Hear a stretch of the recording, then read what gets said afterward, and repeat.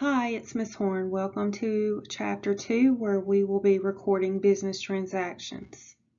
So here are the learning objectives. Take a moment and look over these objectives, and at the end go back and look at these objectives and make sure you have a good understanding. Here are the last two objectives. Objective 1. Explain accounts as they relate to the accounting equation and describe common accounts. Okay, here is our accounting equation again. Assets equal liabilities plus equity. And there are three categories, your assets, liabilities, and equity, and each part contains accounts. Now, we talked about accounts before, but we may not have necessarily called them accounts. And each account is a detailed record of any increases or decreases that occur in an asset, a liability, or equity account during a specified period. Cash is all the business's money, and accounts receivable is a customer's promise to pay you, and notes receivable is the same thing as accounts receivable, but it's a written promise to pay you, and it has a signature on it, so it's a more formal form of accounts receivable. Prepaid expense is an asset because it is going to benefit you in the future. A good example of a prepaid is if you pay your car insurance up front.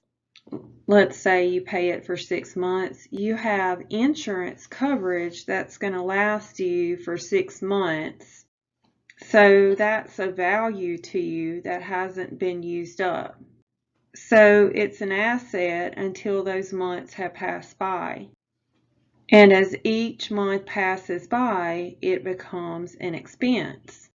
So while it's prepaid, it's an asset. Land is the cost of land that you may have purchased in your business. Building is cost of your building. And then equipment, furniture, and fixtures are other long-term assets that you use in your business. For liabilities, a lot of times you'll see that they have the word payable in them. That means you promise to pay them because you owe them. So accounts payable is a promise to pay a business in the future. You usually have accounts payable when you promise to pay a supplier. Notes payable is the same thing except it's written, and they may charge you interest on the notes payable.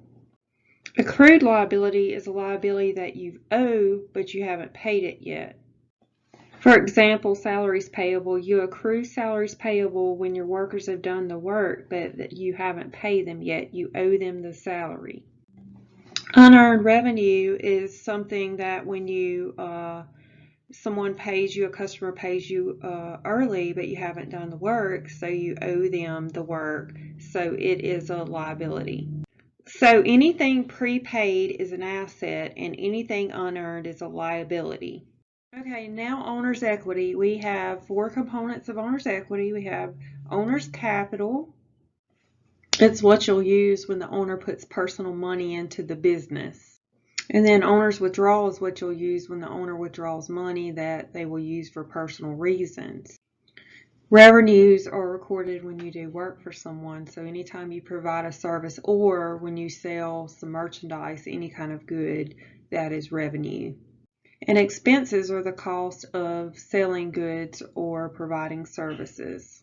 Okay, so let's talk about how these items affect equity. Two of them make equity go up, and those are capital and revenue, and two of these make equity go down, and those are withdrawals and expenses. Okay, now we have a chart of accounts. The chart of accounts is just a listing of all the accounts with the account numbers. And the first number of the account number will tell you what type of account it is. Assets start with the number 1, all liabilities start with the number 2, equity 3, revenue 4, and expenses 5. And that's a standard numbering system that almost all companies will use. The numbers can be longer, companies can have more accounts, but this is typically the format of the way the accounts are numbered. Now, a ledger is going to be a record that holds all the accounts of the business and includes all the changes to the accounts and their balances. So this is just a chart of accounts because it has the accounts titles. But later you'll see a ledger and you'll actually see what all is happening to cash, what all is happening to accounts receivable, and so on. Okay, now we're going to learn about debits and credits and normal account balances and double entry accounting and T accounts. Okay, so transactions usually involve at least two accounts, and this is what we call the double entry system. For example, if we purchase office supplies, this is going to affect office supplies, it's going to increase, and then this is also going to affect cash. Cash will decrease. So we can look at each account in a T account form. For example, look at the T account. It makes a T for cash at the bottom of the slide. And every T account will have a heading, so cash is the name of the account, and a left side and a right side. The left side is the debit side, and the right side is the credit side. So debit means debere in Latin and can be abbreviated with a DR, and credit can be abbreviated with a CR. So for increases and decreases, the way we record those depends on the side of the accounting equation it is on. Okay, so if you look at the equal sign, everything to the left of the equal sign goes up on the left side of the account. That means the debit side. So the opposite of that would be if you want the account, the asset account to go down, you would do the opposite of that, which would be a credit. So we would say the normal balance of an asset is a debit. That's how you increase it, and the opposite of that is a credit. That's how we decrease it. Okay, so now let's look at things to the right of the equal sign, your liabilities and your equity. So since it's on the right side of the equal sign, then it will go up on the right side of the T account, so it goes up with a credit. So the normal balance is a credit. But if you want to decrease a liability, make it go down, you would make it go down with a debit.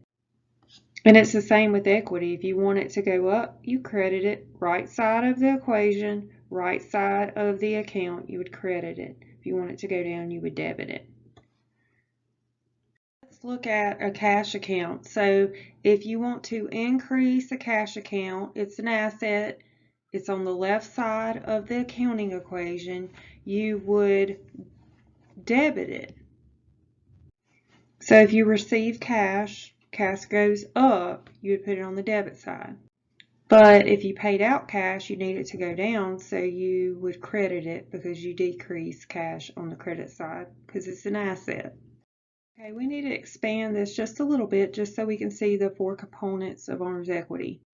So remember, we know that equity goes up on the right. That holds true for the items that have a positive relationship with equity, like capital and revenues. They go up with a credit because they have a positive relationship with owner's equity. But the items that have an inverse relationship with owner's equity, meaning that they make owner's equity go down, they work the opposite. They go up on the left-hand side and down on the right-hand side. So withdrawals and expenses increase with the debit, much like your assets do. That's because they have an inverse relationship to owner's equity. So the normal balance just tells you what side increases it. So we could say that all accounts have a normal balance. Assets have a normal debit balance because they increase on the debit side. And then assets and liabilities and equity have a normal credit balance because they increase on the credit side. If we were to look at our account balances in a chart, we could see that assets increase with a debit balance, which means it has a normal debit balance, and assets decrease with a credit balance. So you could actually memorize this chart by the accounts, or you don't have to do it that way. You could do it the way that we've been doing it and just use the accounting equation. But this is one way you could do it. Now let's figure out how to get the balance in your T account. Okay, so you will add up all your debits, that's $35.5. You would add up all of your credits, and that would be $23.2. Then you subtract your debits minus your credits, and the balance goes on the side, on the debit side here, because the debits were greater than the credits. So you add up debits, you add up credits, you subtract, and then you put it on the side that is the largest. Okay, now we're going to record our transactions in a journal, and we're going to post the journal entries to the ledger. So this is part of our accounting cycle. So, you know, as accountants, we're going to have lots of transactions to analyze, and then we're going to post these transactions to journals, and then we're going to record these in journals, and then we're going to post these from the journals to the ledger. So, for example, if we debit cash and credit capital, we're going to do that in an actual journal. And then we're going to take this journal entry and post it to the ledger. So when an accountant, that's the same thing as a T account. When an accountant is trying to figure up a T account, maybe they can, if they want to work it out, they can draw that T account and figure out how the account is affected and what the balance is. But when a computer does it, it prints it out in an actual ledger format. But both a T account and a post into a ledger is basically the same thing. It's just the look is a little different. Okay, we're going to use the source documents, and they are going to provide us with the information that we need to use to make our journal entries. And they help us to determine how to record the transactions.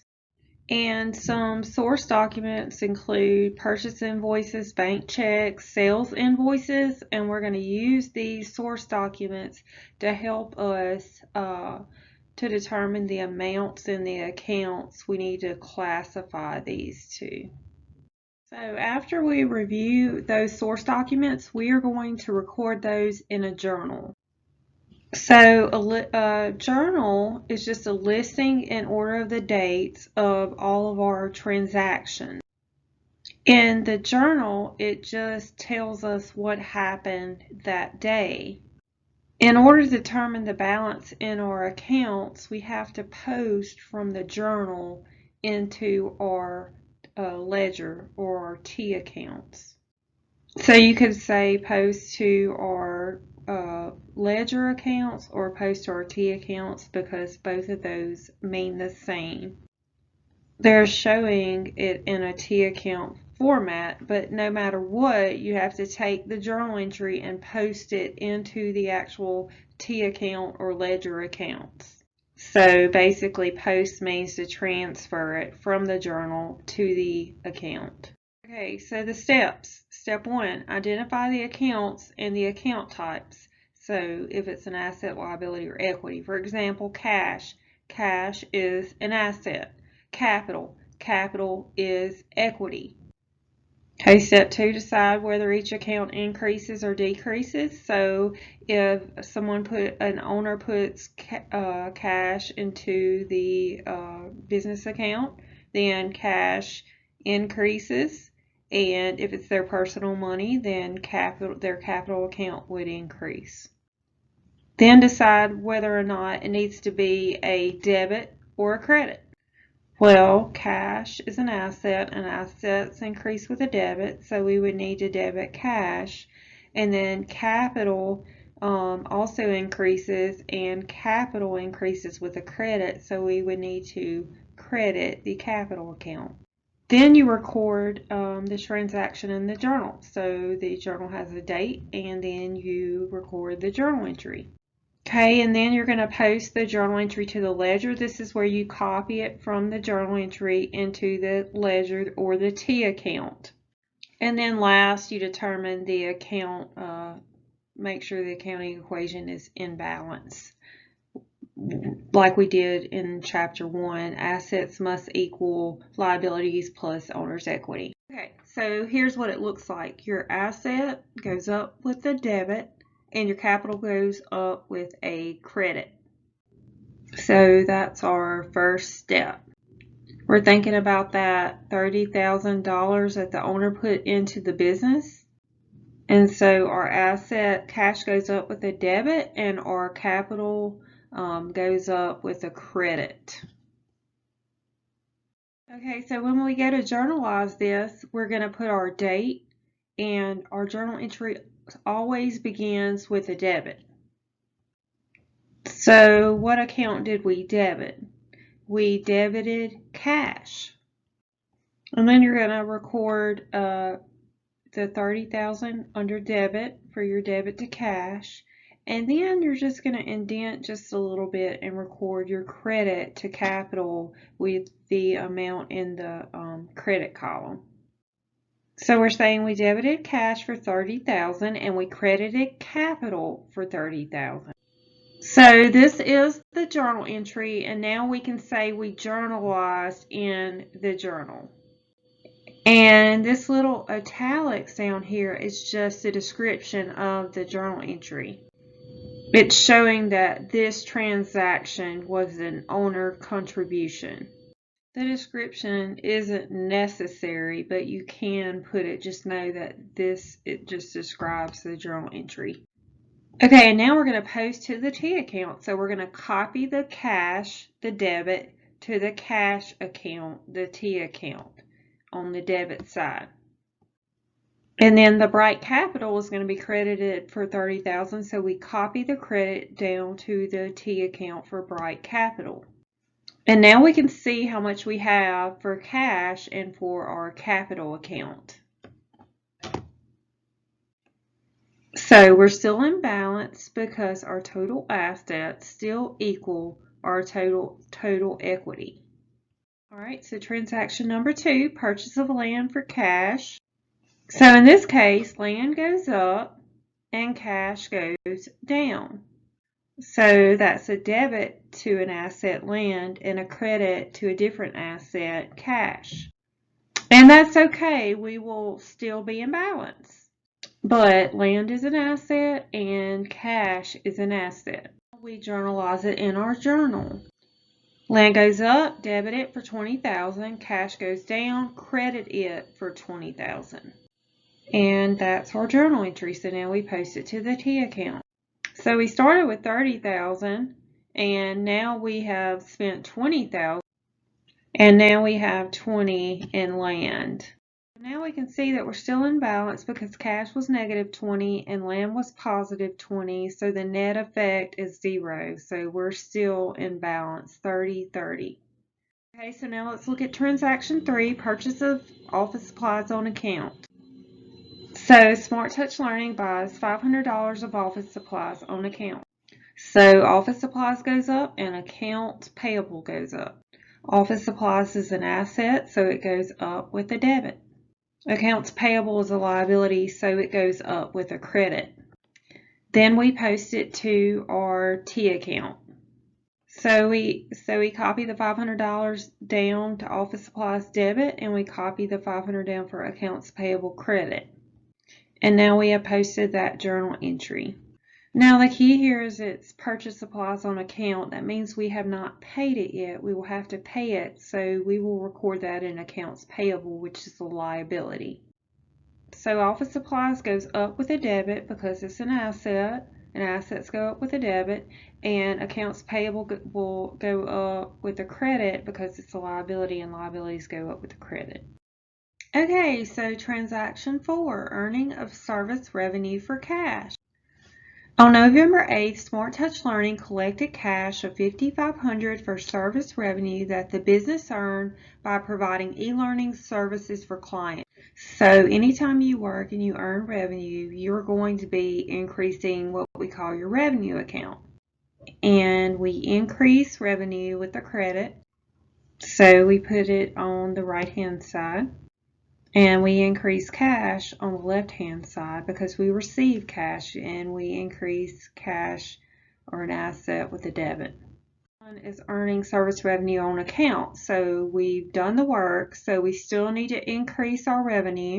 But instead of getting cash, we got an accounts receivable. What that means is we received a promise that someone is going to give us cash. So this is an asset called accounts receivable. So service revenue goes up with the credit, and accounts receivable, which is an asset, goes up with a debit. Okay, payment of expenses with cash. Smart Touch Learning paid the following cash expenses on November 15th. Office rent $2,000 and employee salaries $1,200. So here you see that we have more than 2 transactions or more than 2 accounts. And you can actually have as many as you need, as long as all your debits equal the total of your credit. So we put rent expense $2,000 and salaries expense $1,200, and when you add those 2 debits up, you get $3,200, which equals the credit of cash for $3,200. So our debits still equal our credits. And we call this a compound journal entry because it has multiple debits or credits, not just 2. Alright, so here's what it looks like. We've got our expenses over here, which will be a debit, and we'll be using our cash, which goes down with the credit. So we're still in balance. Alright, payment on account. On November 21st, Smart Touch Learning paid $300 on the accounts payable created in transaction. So our cash goes down because we paid. Whenever you see the word paid, you know that cash is going to go down. And accounts payable goes down because we are paying down our debt. And our accounts payable goes down because we're paying off our debt, and to make accounts payable go down, it's a liability. It has a normal credit balance. So to make it go down, you will have to debit it. So we're going to debit accounts payable and credit cash for this one. Okay, collection on account. On November 22nd, Smart Touch Learning collected $2,000 cash from a client in transaction 5. So when you see collected cash, you know that cash goes up. Cash is an asset, so when cash goes up, we're going to debit it for $2,000.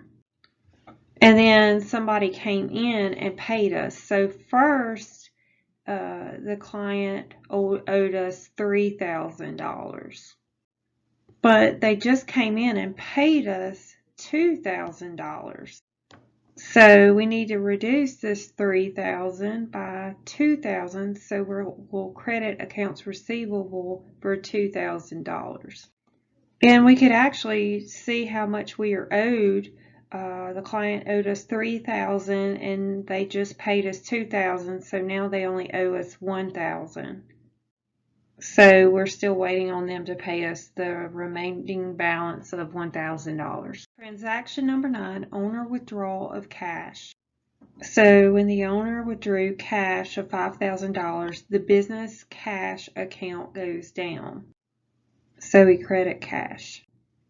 Withdrawals is a debit because the owner has withdrawn money out of the account and it has a normal debit balance. Transaction number 10, Smart Touch Learning prepays 3 months office rent. So they paid, so that means that cash goes down in the amount of $3,000. So the next question you should ask is, has this rent been used up? Have we gotten a benefit from it yet? No, not yet, because it's going to benefit us for the next 3 months. So instead of putting it in rent expense, we put it in prepaid rent. And remember, prepaids are assets. Okay, payment of expenses with cash. Smart Touch Learning paid employees salaries of $1,200. So paid tells us that cash goes down. So we're going to credit cash and then debit salaries expense because the employees have worked because they are being paid. So that means that salaries expense would get debited. So the difference between the rent and this is rent had not been used up, so it was prepaid. And this, our employees have already done the work, so that means it's already an expense. Transaction 12, purchase a building with notes payable. So on December 1st, Smart Touch Learning purchased a $60,000 building in exchange for a note payable. So what this means is we bought a building, but we haven't paid for it yet. Instead, we signed a note payable. So building goes up and the liability of note payable goes up.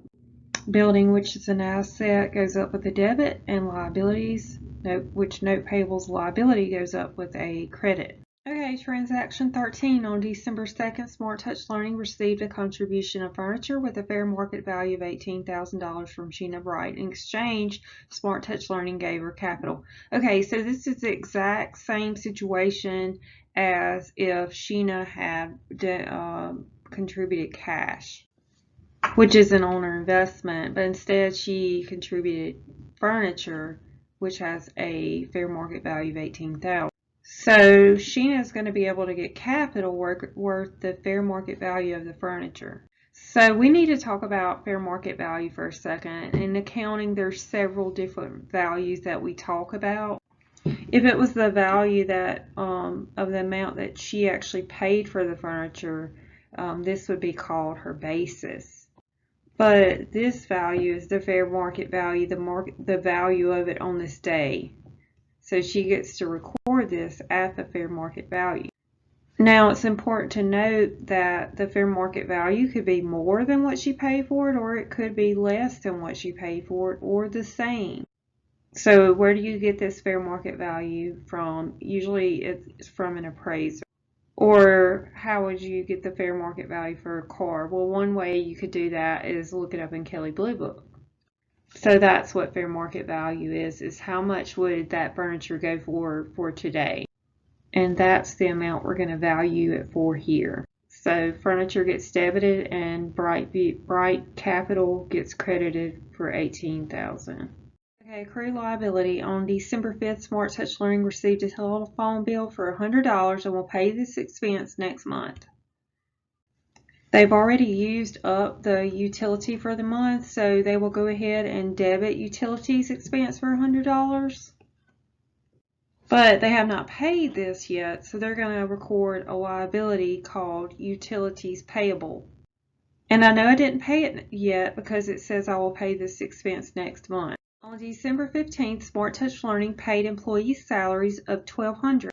So we debit salaries expense and credit cash, because it says that we paid the employee salaries, which means cash goes down. Here we are posting that entry with a debit to salaries expense and a credit to cash.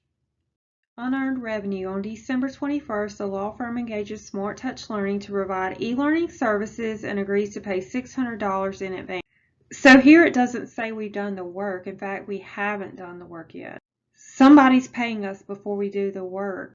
So we do need to record cash because it went up, but we can't record it as revenue because we haven't earned it yet.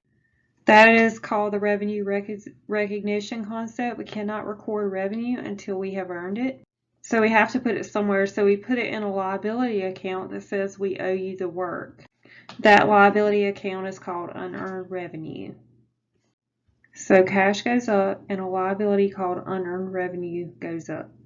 And then once we do the work, we'll move it out of unearned revenue and into a revenue account.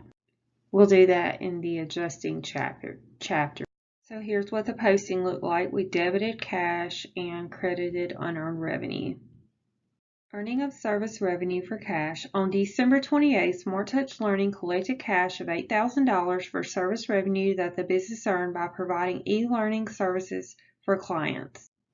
Okay, so we can record it as revenue because it says we have earned it. So we can debit cash and we can credit our service revenue. Here it is being posted. We debited cash and credited service revenue. Okay, so we're going to be looking at these ledger accounts after we posted it all. But we want to pay close attention that the total assets equal the liabilities plus the equity. Okay, so this is probably hard for you to see, but you can look at it in your e-text. If you take all of your debits, all the balances, and add them together, you would get 114,700, and then take all of your credits of your liabilities and add them together. And then for equity, if you would net your debits and your credits and get the balance there, and add your liabilities plus your equity, they will equal your total assets. And that's how we prove that we're still in balance. Okay, so this is the T account, and this is how we looked at it. But in computerized accounting, this is how it would look. This is what we call a four-column account. This is what you would see in a computerized ledger. Okay, so what's different about it is you can see the account balance after every transaction. Okay, so this is how it works. On November 1st, I had debited cash for $30,000. So what is my account balance? $30,000. On November 2nd, I credit cash for $20,000. So I had a debit balance of 30, and now I have a credit of 20. So you subtract. If you have a debit and a credit, you subtract. If you have two debits, you add. If you have two credits, you add. But a debit and a credit, you subtract. And so now my new balance is $10,000. Okay, and right here I have a debit of $5,500, and my balance was a debit, so I would add those two, and now my new balance is $15,500 or 15. Okay, so you could post to this every time instead of your T account. It does the same thing. But when you do it this way, you use your post reference numbers. So what that does, it tells you where it came from. So this ledger tells you that it came from journal entry 1. And this went to account 301. Okay, so what we call this is cross-referencing. On the journal, we tell what account number we copied it to. And then on the ledger, we tell what page number it came from. All right, so now let's talk about a trial balance. We are going to list all the accounts and their balances from our ledger. So we just go right through them, list them out, and we write down their balances. And then it's time to see if we're actually in balance. So we add all of our debits up and then all of our credits up and check and see if we're in balance. See if our total debits equal our total, and they do here, so we are in balance. Okay, so now let's look at our financial statement. So the income statement is going to have your revenues and your expenses. So if you go back to your trial balance and look at it and get your revenues and your expenses straight off of your trial balance and put it in. So that's where these numbers came from. And then you take your revenue minus your expenses to get your net income. And then for your statement of owner's equity, it was a new company, so your beginning capital is 0. Our owner contribution was $48,000. The net income came from the income statement, $10,800. Okay, our owner's withdrawal came from the trial balance. And then we net all of that together. And what that means is we take capital plus owner's contribution plus net income, and then we subtract owner's withdrawal to get the ending capital, which gives you the $53,800. And then we prepare the balance sheet. So you're going to go back to your trial balance. You can look at it in your e-text or have it pulled up on something other device, but you're going to list all your assets, and they're all at the top of the trial balance, all the way down to furniture. And then you're going to total your assets, and they're $114,700. And then you're going to go back to your trial balance and copy all of your liabilities from accounts payable utilities payable, and our revenue notes payable, and you're going to get your total of your liabilities, which is $60,900.